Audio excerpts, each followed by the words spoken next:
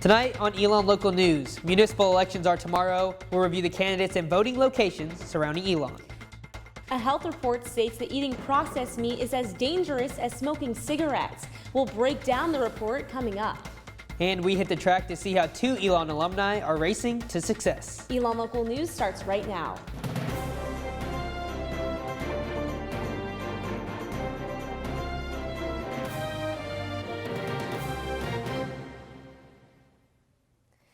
Good evening and thanks for joining us. I'm Sky Cowens. And I'm Rajat Agarwal. We begin tonight with news from the polls. Tomorrow is the start of voting for the municipal elections.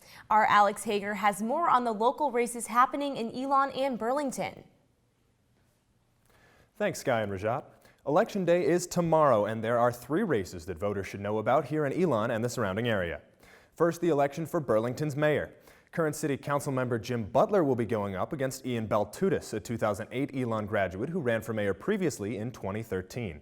Also in Burlington, there are 2 open seats on the City Council. 2 current City Council members are in the running, as Kathy Hikes and Bob Ward are both seeking re-election. You'll also find 2 newcomers on the ballot, as Kendall McBroom and Patrick Mills are trying to unseat the incumbents. And lastly, there are 3 open seats on the Elon Board of Aldermen. The 4-man race includes 3 incumbents, Mark Green, Ron Klepsick, and John Peterson, running for re-election, while Jim Chanis, a former purchasing supervisor with Western Electric, is looking to serve on the board for the first time. And as for polling places, Elon voters will be heading to the Antioch Community Church the First Baptist Church of Elon to cast their ballots. For more information on where to vote, local residents can head to ncsbe.gov to find the polling place for each of Burlington's 11 precincts. Thanks, Alex. Premiums under the Affordable Care Act could become more expensive for those who buy their own health insurance. The North Carolina State Insurance Department recently approved new rates for 3 healthcare insurance companies. United Healthcare was approved for a 20.4% increase, and Aetna was approved for a 24% increase. And the state's largest provider, Blue Cross Blue Shield of North Carolina, was approved for a 32.5% increase. These rates will affect about 600,000 people, according to healthcare.gov, and go into effect in 2016. The increases will place North Carolina among the highest of 37 states that depend on healthcare, according to healthcare.gov. The 3-month open enrollment period began today. Alamance County Sheriff Terry Johnson will be receiving federal funds after a court dismissed allegations saying he ordered deputies to violate the civil rights of Hispanic residents. The North Carolina Governor's Crime Commission said that last week, the Alamance County Sheriff's Office was blocked from applying for a piece of more than $5 million divided by among North Carolina law enforcement agencies since a federal civil rights lawsuit was filed in 2012. The Alamance Burlington school system has named their principal of the year, and it's an Elon graduate working right down the road. Joe Farrell, a 1996 graduate, is in his 5th year as principal at Walter M. Williams High School and was nominated for the award by his staff. Farrell says one of the school's successes, which may have helped him win the award, is their increasing graduation rates. Since he came to Williams, the graduation rate has increased from 72% to roughly 90%. For me, seeing a kid graduate who never really thought that he or she might graduate, that's a huge success for us. Continuing with news from the school board, ABSS is working on a redistricting plan to accommodate population growth. The plan affects mainly elementary schools in Burlington and Mebane. The Mebane population is expected to increase by 7,000 in the next few years, according to the school board. The biggest changes are happening around South Mebane and E.M. Yoder elementary schools. Vice Chairman of the school board, Steve Van Pelt, says the administration is focused on developing a plan as the area continues to grow. We're going to have to turn around a year from now and find that South Mebane's overpopulated again, and we're going to have to make some more changes, or we're going to have building going on in the area that we're proposing to move that's going to cause E.M. Yoder to be overpopulated. The school board is also focusing on families affected by this redistricting. When the board presented the redistricting plan last week, several parents from Mebane voiced their concern about moving their children out of their established elementary schools. Chairwoman Pamela Thompson says future meetings will look into these concerns and focus on collaboration between parents and ABSS administration to find a solution. We're going to all be at the table and talk about this because we have to work together, because what affects them affects us. we are a giant family, and we've got to work and act like one. The Board of Education will continue to examine the redistricting plans and says they will make a decision before the end of the 2015-2016 school year. Students will soon have to drive a little farther to get their favorite dish at Panera Bread. The restaurant, currently located on Huffman Mill Road, is set to move in December. The new location is just down the street where the Ruby Tuesday was previously located. The new location will have more parking spaces, a bigger dining area, and a drive-through window.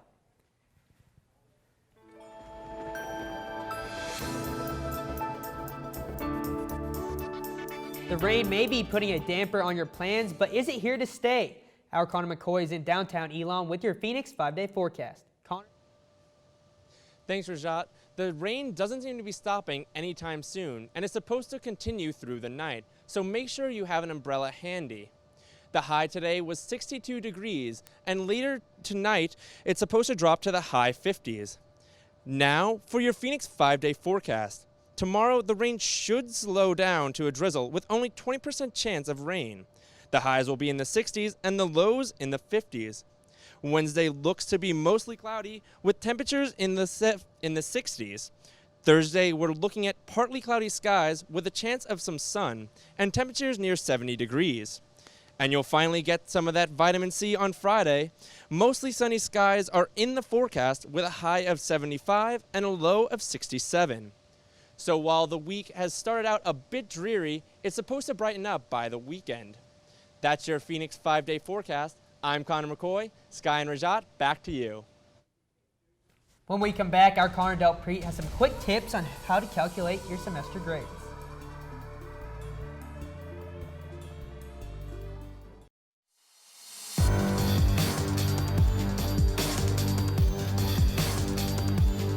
Welcome back to Elon Local News. Today is the last day for students to receive flu shots on campus. The University Health Center is set up in Belk Library Room 102 until 8 p.m. tonight. To get a shot, students need to bring their insurance cards, and students who receive their shot at the clinic will be entered to win a gift card for Barnes & Noble, Oak House, and The Root. New information about the dangers of processed meat may have you confused and concerned. The World Health Organization released a report last week classifying processed meat as a Group 1 carcinogen or cancer-causing agent, putting it in the same category as cigarettes. The WHO also says red meat probably causes cancer. So what does this mean for meat eaters? Let's break down the report. The International Agency for Research on Cancer, or IARC, reviewed more than 800 studies investigating the relationship between various forms of cancer and the consumption of red and processed meat. The association was observed mainly for colon cancer, but was also seen for pancreatic and prostate cancer. I asked Elon students if this will change the way they eat. Honestly, probably not as much as it should. I really do enjoy eating meat basically every meal, but I'll probably look into maybe safer alternatives. Oh yes, personally I think it will, because I had a family member that passed away from cancer, and I wanted to take care of myself and my body and make sure I'm healthy. I reached out to Elon Dining Services to see if Elon was taking action to decrease the amount of processed meat served in dining halls. They were not available for an interview, but Director of Elon Dining Services, Michael Bellafuel, says at this time they are not planning to make any changes based on the WHO report.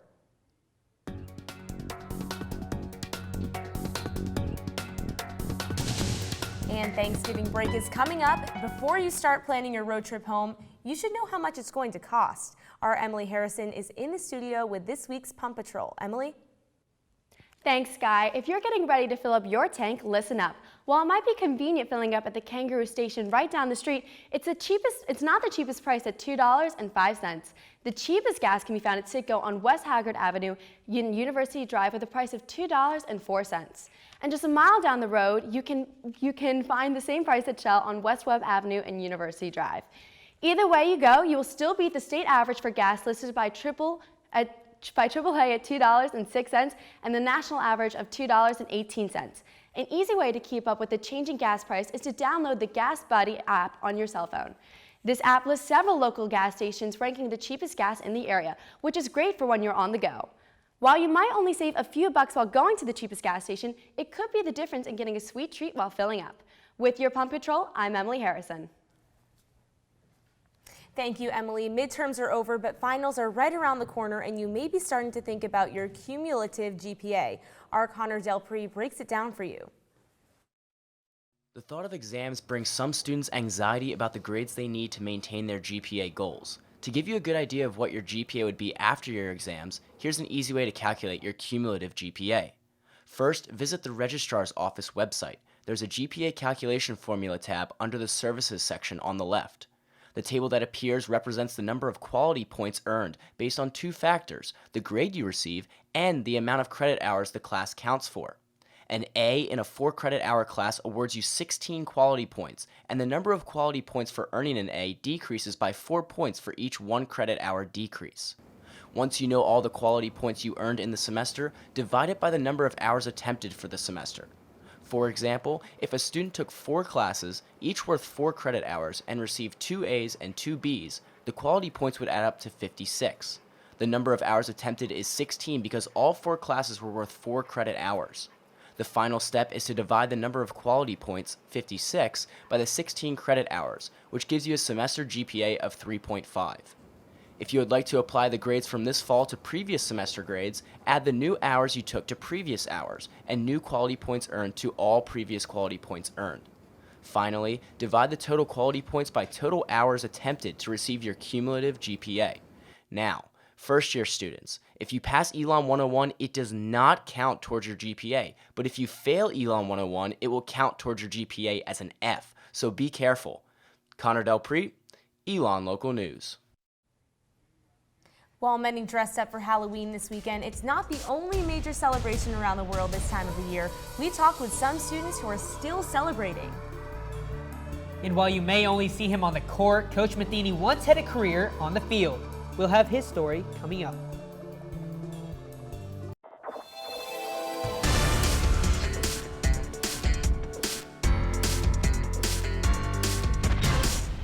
Fall is in full swing with pumpkins, falling leaves, and Halloween festivities.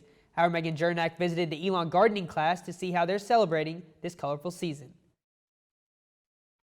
If you see pumpkin carving as nothing more than a headache, the gardening class at Elon will change your mind. The group's annual pumpkin festival took place this past weekend and was filled with food, live music, and, most importantly, pumpkins. Gardening class member Sarah Riley was a key member in creating the event. Since I played a role in planning the event, my favorite part is looking around and seeing people enjoying the food, carving pumpkins, listening to the music, and having a good time together. Students, faculty, and community members all came together to visit and experience Elon's community garden.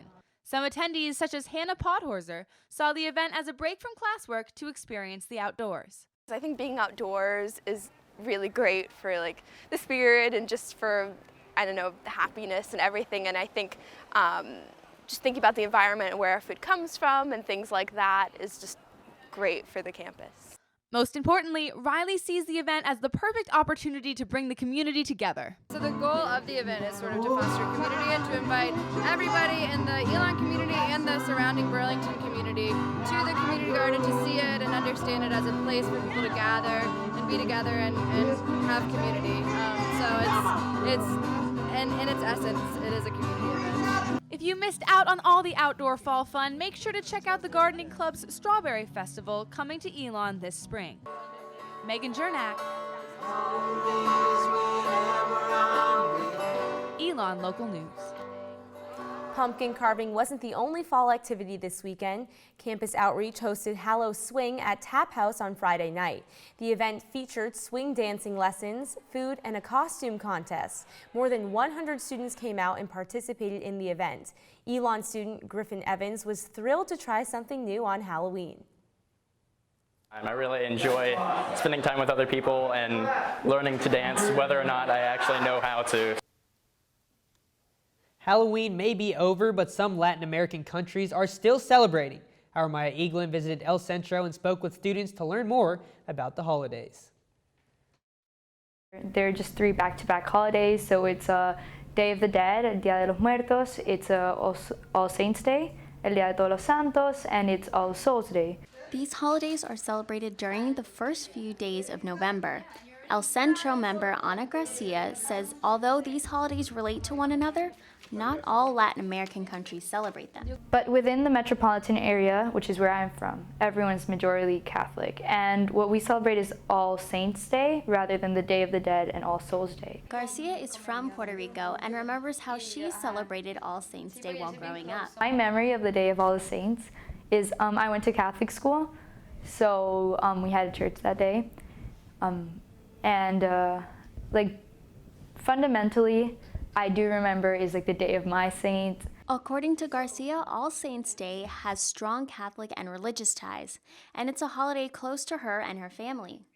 I do remember is like the day of my saint and the day of my brother's saints, where like my grandmother and my mother would be like, oh, pray because today is like the day of your saint. Junior Philip Rodriguez explains how all three holidays relate to each other.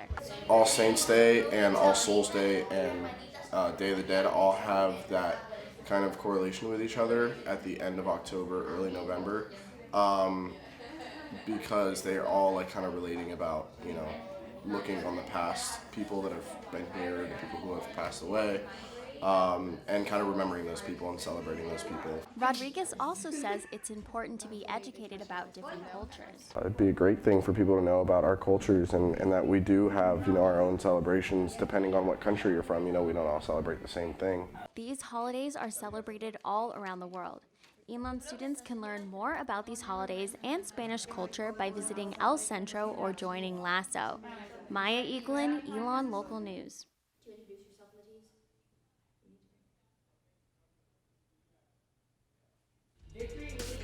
The men's soccer team defeated College of Charleston in a double overtime this weekend. We'll have the breakdown of all the major plays after the break. I'm Justin Beagle, and coming up, I spoke with two Elon alumni whose jobs don't put them in an office, but on a racetrack. That and more next in sports.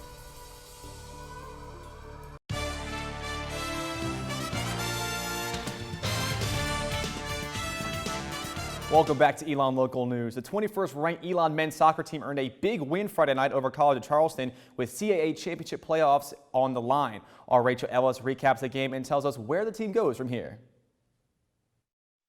Saturday night was senior night for the men's soccer team, but little did they know it would be more special than they imagined. Tied at 0 and heading into an extra time period with College of Charleston, the team found out Colonial Athletic Association leader Hofstra had lost and that they were playing for a share of the conference championship. There's obviously a lot of different scenarios riding on the game. But it was just, just really trying to take the pressure off the players, trying to get them to just kind of play the way we want to play and execute the game plan we had. That's easier said than done when there's a lot of pressure on them. The Phoenix dominated for most of the game, but just couldn't seem to find the back of the net, a trend that continued into the overtime period. But right when it seemed the match would end in a tie, Elon struck gold. In the box, far post, that's a header. With just over a minute to go, a cross into the box from senior James Brace found senior Nathan Deal, who headed it home to send the team and the crowd into a frenzy. There was a lot of frustration in the atmosphere. We weren't putting away shots, but in the end, our grit and our determination and our motivation to win really carried us through. Deal's goal gave Elon the 1-0 win and a share of the CAA title with Hofstra. But while it gave the Phoenix a perfect ending to senior night, the team still has goals to accomplish. The Phoenix will head to New York in a few weeks for the CAA tournament and a chance to avenge a 1-0 loss to co-champion Hofstra from earlier in the season. I think we've got some unfinished business there, especially after last week. So going from there, it's definitely a national tournament, and seeing how far we can go in that, we've got a real togetherness at the minute. So there's no reason why we can't go on. Rachel Ellis, Elon Local News. Elon closes out its regular season on Wednesday from Rudd Field when it hosts Radford in a game rescheduled from earlier this season. Now, you see him on coaching now, but in his youth, head men's basketball coach Matt Matheny was known for tossing a pigskin around. Our Andrew Feather took a blast from the past to learn more. While most people are used to seeing Elon men's basketball coach Matt Matheny on a court like this, he actually got his start in college athletics on the football field. After graduating high school in 1989, Matheny accepted a football scholarship to Davidson College, where he played quarterback and receiver during a 5-year career. My senior year, our team was really good, not necessarily because I was a great quarterback, but our team was really good, and we went undefeated. And as a result, I got recruited to play football at Davidson. Though his career numbers as a quarterback at Davidson didn't stand out, his work ethic and leadership did. This caused Mike McIntyre, now the head coach at the University of Colorado, to offer Matheny a job at the pro level. The catch, however, it was in Germany. He said, would you have any interest in going to Germany and playing American football during the summer? And I was really, really surprised, but it didn't take but a second to say, yes, absolutely, I'd love to do it. And it's turned out to be one of the best experiences of my life. In Germany, Matheny had more success. There, he quarterbacked the Deggendorf Blackhawks to back-to-back championships. In 1993, he led them to a 9-1 record and the Landesliga title, and in 1994, a 7-1 record in the Bayernliga. Matheny says his time in Germany has helped him in his current job. I had to get used to how to talk and interact with people. It has definitely helped me as a coach. But even being the head coach didn't stop his players and other coaches from critiquing his game tape. I'm just going to have to say from his highlight tape that I'm very glad he chose basketball instead. I didn't see much of a cannon arm. I don't know if I saw a pass further than 25 yards. I would say his arm strength was very limited. There was a definite career there, and I definitely blame the lack of an internet for him not being drafted. But Matheny says his football days now are limited to just tossing around the pigskin. Andrew Feather, Elon Local News. And you can catch Coach Matheny and the men's basketball team on November 5th for an exhibition game against William Peace University in Alumni Gym. Now, there are jobs and then there are dream jobs. And this weekend, I found 2 Elon alumni whose dream jobs took them to the racetrack. There's a lot to experience at a NASCAR race. The roaring of the engines, the whistling of the machines, and the smell of burnt rubber. While this controlled chaos may be overwhelming for some, it's just another day at the track for Elon alumni Andrew Dowd and Annette Randall. I always knew I wanted to do something with cars, something in motorsports. Wasn't quite sure what, and my avenue that I found was through television. A 2007 graduate, Dowd now works as a reporter for Fox Sports 1 in Charlotte, a job he's wanted since he was a kid. When I was about 10 years old or so, my aunt and uncle took me to my first race at Dover. The second I went to the race, I was absolutely hooked. Just down the infield works 2005 graduate Annette Randall, who represents one of NASCAR's most popular drivers, Danica Patrick. I manage Danica's weekly schedule at the racetrack, all the media interviews, all the requests that we get throughout the week, each week for her. I kind of oversee all of that stuff. Racing also happens to run in the family. I grew up going to races with my dad. He worked on a short track car when I was little, so I would go every weekend with him and hang out in pits and help him with whatever he needed doing that weekend. A NASCAR garage is loud, crowded, and crazy, and while a lot of us may not be used to this kind of environment, for Dowd and Randall, it's a workplace they always dreamed of. I know it's so cliche to say it's a dream come true, but it's so often I'm at the track or during the week, and I just take a minute and pause and kind of look at where I'm at and how fortunate I am to be there. And for those looking to get into the communications field, a word of advice. Work hard. And stay hungry. It's a very difficult business to not only get in, but stay in. Over sports this week, Rajat and Sky, back to you. Thanks for joining us this evening. You can find all our stories online at elonlocalnews.com or follow us on social media on Twitter, Facebook, and Instagram at Elon Local News. From all of us here at ELN, have a great night, Elon.